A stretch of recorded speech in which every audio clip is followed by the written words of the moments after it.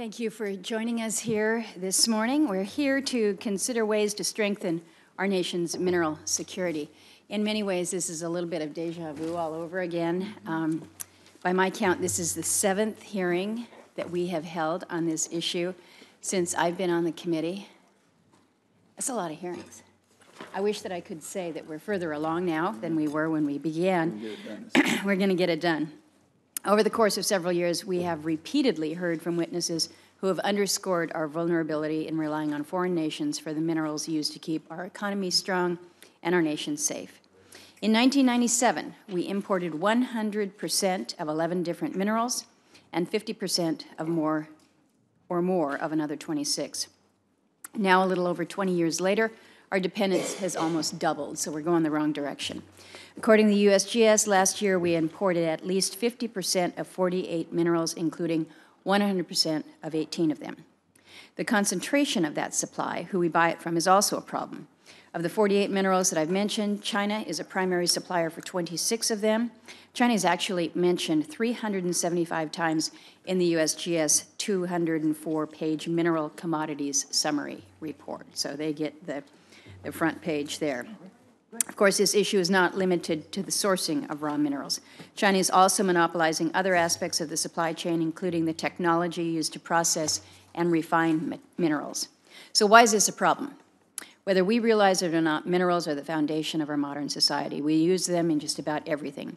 But our foreign dependence threatens our national security and is driving jobs and industries, whether electronics or electric vehicles or something else, to other countries.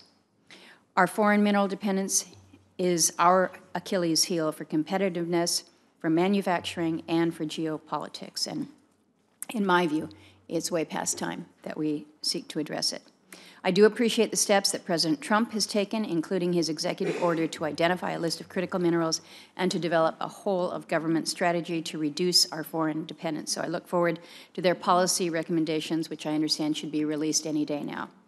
The administration's actions are important, but they're not enough, and Congress needs to complement them with legislation, and that's why Ranking Member Manchin and I have put forth 2 legislative proposals, S. 1317, which is my American Minerals Security Act, and S. 1052, his Rare Earth Element Advanced Coal Technologies, or REACT Act. You get the prize for the better acronym. I just don't deal with the acronyms, but REACT, it's good. We hired a person for that. Yeah, you probably did. Maybe I need to borrow them.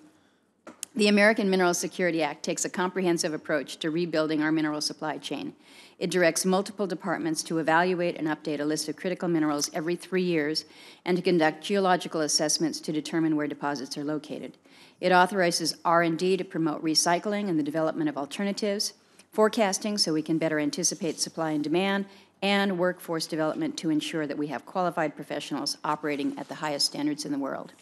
Our legislation also takes modest steps to provide predictability to the federal permitting process, which of course we know is notoriously slow and bureaucratic.